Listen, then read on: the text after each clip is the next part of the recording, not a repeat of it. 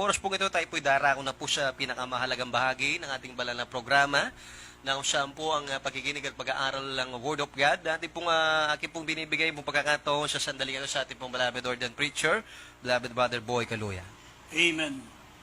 Ang pinakamataas na pagsamba, pagpupuri, pagluwalhati para sa ating dakilang Diyos, sa ating pinaglilingkurang Diyos, ang ating pinakamamahal na Panginoong Jesucristo. At nagpapabot din po akong dobling paggalang sa ating beloved and honorable beloved Pastor Evangelist Wilde Estrada Almeida, the end-time prophet of our loving God, sa lahat po ng mga beloved children, the Almeida family, sa mga manugang, mga apo ng ating beloved Pastor, at sa patuloy po natin pag-alaala sa mga di malilimutang aral na ating beloved Assistant Pastor Lina C. Almeida, sa lahat po ng mga minamahal po natin mga webcast viewers, Luzon, Visayas, Mindanao, mga kapatiran natin sa ibayong dagat, sa iba't ibang panig ng mundo, sa Metro Manila, at sa lahat po ng mga kapatiran natin dito sa Olongapo, maligayang panonood at pakikinig po sa ating pong banal na gawain. Maminamahal, hindi tayo po'y sama-sama mo ng manalangin upang maunawaan natin ang kanyang banal na salita, dumaloy ang kapangyarihan ng ating mahal na Panginoon. Tayo po'y manalangin. Opo, dakilat pagpala po naming Ama Diyos na makapangyarihan sa lahat. Sa pangalan namin pinakamamahal na Panginoong Jesucristo, minsan pa kaming humingi ng kapatawaran sa aming mga pagkukulang, sa aming mga kamalian, sa aming mga pagsalangsang. Dakilan Diyos, dalisayin mo po ang aming puso. Linisin mo po kami sa lahat ng aming mga kalikuan, sa aming mga pagsalangsang. Patawarin mo po kami, gawin mo kami karapat dapat magdala ng banal at sagradong salita. Pairan mo ang aming mga labi, Panginoon, ipuin mo po upang ito'y maging dalisay, makapagpahayag ng mga banal na salita, malapang ng buong kapangyarihan. Alisin mo ang alinlangan sa puso ng mga nakikinig at bigyan mo sila ng pananampalataya. Aming sinasaway lahat ng gawa ng kalaban, demons of unbelief and doubts, demons of hindrances, we bind up our darkness in Jesus' name. Amen and amen. Purihin po ang ating pinakamamahal pang minamahal. Kindly, basahin po natin ang ating dalawang pambungad na talata. Dito sa Proverbs 23 verse 23 at dito sa Mateo 13, 44 hanggang 46. Kindly, buksan natin ang banal na kasulatan. Dito po sa aklat po ng mga kawikaan, kabanata pong 23, ang talatay 23. Bumili ka ng katotohanan at huwag mong ipagbili. Oo, karunungan at turo at pag-uunawa. Dito po sa aklat po ng Mateo, kabanatang 13, talatay 44 hanggang 46. Tulad ang kaharian ng langit sa natatagong kayamanan sa bukid, na nasumpungan ng isang tao at inilihim at sa kanyang kagalakay yumaon at ipinagbili ang lahat niyang tinatangkilik at binili ang bukid na iyon. Gayon din naman, ang kaharian ng langit ay katulad ng isang taong nangangalakal na humahanap ng magagandang perlas. At pagkasumpong ng isang mahalagang perlas, ay yumaon siya at ipinagbili ang lahat niyang tinatangkilik at binili yaon. Amen. Praise the Lord. Amen. Maminamahal ang ating pong paksa ay pamagatan po nating buy the truth, sell it not. Bumili ka ng katotohanan at huwag mong ipagbibili. Alam nyo, maminamahal, ang mundo natin, ito po'y katulad ng isang napakalaking palengke. Isang lugar, maminamahal, na gaya ng World Trade Center, gaya ng malaking mall, gaya ng malaking department store. Punong-puno ng mga nagagayakan at nakakaakit ng mga bagay na nakatutuksong bilin.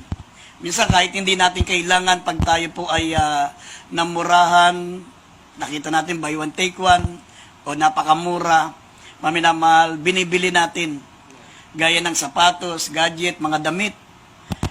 At mga minamahal, dito po sa mga ibinibentang ito, maminamahal, sa mga pamilya, mayroon pong mga peke, mayroong mga original at mayroong tinatawag na synthetic. Kaya minsan, maminamahal, kapag hindi mo sinuri yung binili mo, maminamahal, akala mo, ang tatak ay Yamaha. Pag bibili ka ng instrumento, akala mo Yamaha. Yung pala pag-uwi mo, ang makikita mo na lamang nakalagay, Mayaha. At yung binibili mong Sony na transistor, pag-uwi mo, nagiging Sonya.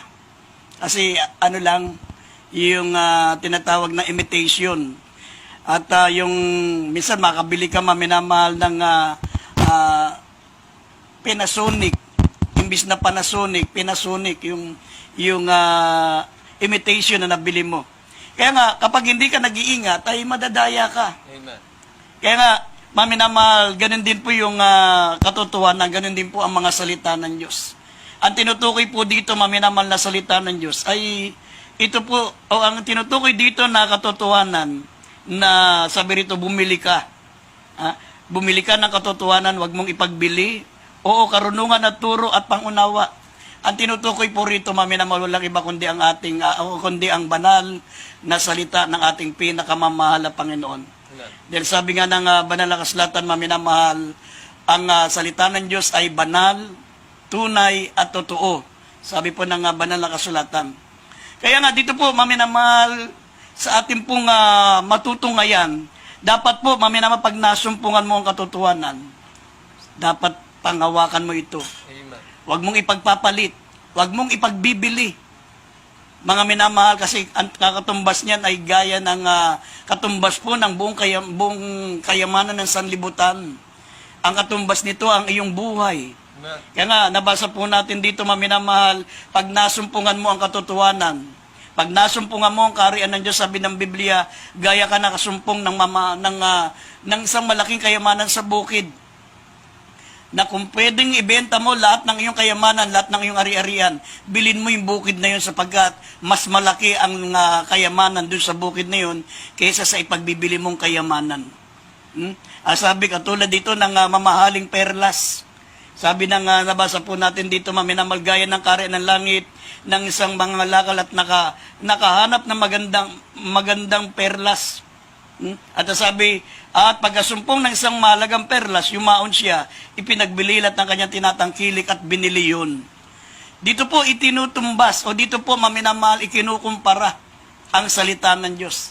Dito po maminamahal ikinukumpara, mga minamahal, ang katotohanan na salita ng Diyos. Amen. Sabi nga ng John chapter 17 verse 17, ang katotohanan tinutukoy dito, maminamahal, sabi, pakabanalin mo sila sa katotohanan, ang salita mo'y katotohanan. Kaya nga ang tinutukoy po dito na bumili ka ng katotohanan, huwag mong ipagbibili. Ang tinutukoy po dito ay ang mga banal na salita ng mahal na Panginoon. Kaya hindi, idagdag natin sandali itong John 17 verse 17. Dito po sa aklat ng 1, Kabanata 17 at talatang 17. Sabi dito, pakabanalin mo sila sa katotohanan, ang salita mo'y katotohanan. Amen. Amen. Pakabanalin mo sila sa katotohanan at ang salita mo'y katotohanan. Ang tinutukoy po rito na katotohanan na huwag mong ipagbibili. Huwag mong ipagpapalit. Sabi, bumili ka. Mga minamansalip, bumili ka. Sabi, bumili ka ng katotohanan at huwag mong ipagbibili. Sapagkat ito ay karunungan, ito ay turo at pangunawa. Kaya nga, maminamahal, dapat pag nasumpungan mo ang katotohanan, nasumpungan mo ang salita ng Diyos, nasumpungan mo, maminamahal, ang tunay na gawain ng Diyos, huwag mong ipagpapalit. Amen. Kahit saan. Kahit ano man yan, kahit ano pa yan, kahit sa iyong profesyon, kahit sa iyong career, kahit sa iyong mga minamahal, hanap buhay o negosyo.